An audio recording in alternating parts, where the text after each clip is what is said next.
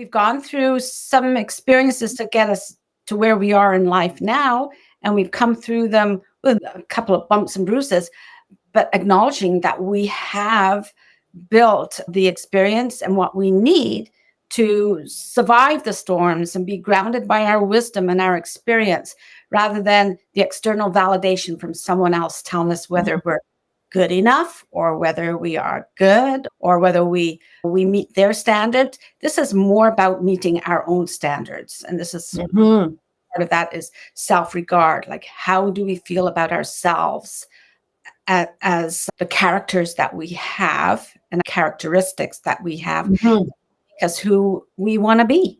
And we can trust in ourselves by acting in the best interests of our spirit and our overall well-being.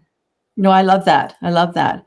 And it's having I think that's self-acceptance and that where we're confident in ourselves, but having that self-trust, I think, too, and believing in ourselves. A lot of times I have clients and I talk to them about that I believe in them, and just people hearing that from somebody. But the biggest value and the most important thing is for them to feel that themselves without me having to say it.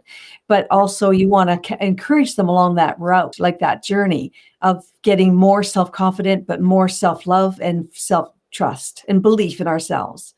And how we do this is that we honor all the promises that we make to ourselves. So if we promise that we're going to do something, not promising to someone else or to an employer or to family, but if we make promises to ourselves and then we keep them, then we're building that really strong self-trust foundation. And that's what we should all be striving for. It doesn't matter what we're doing, what business we're in. It doesn't really matter what we're trying to be of service to others with, what we're tackling as something that is our passion. We need to be in that authentic place where we have that belief in ourselves and that we can move forward with confidence. That's where my confidence always comes in. I know some people don't like the word confident anymore, but I'm finding that it is, for me, the confidence is actually taking steps. It's an action. It's being confident that the more you practice and the more you try new things, I just feel like you have to be confident to make that next step. And whether you fail or not, you're still going to be learning from that. So there's a mix, all those words. There's so many things to consider.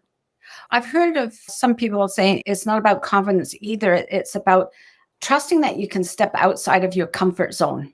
Because I think, Susan, that's what you're talking about, to know that I've got the next step to take. And you say, I'm confident because of what I've done before. But for me, I will take that next step. I will step outside of my comfort zone because I can trust myself to either try it out, doesn't work. Okay, I'll retreat a little. And it's not about retreating in a bad ways, but realizing that's not good for me. It's maybe good for someone else.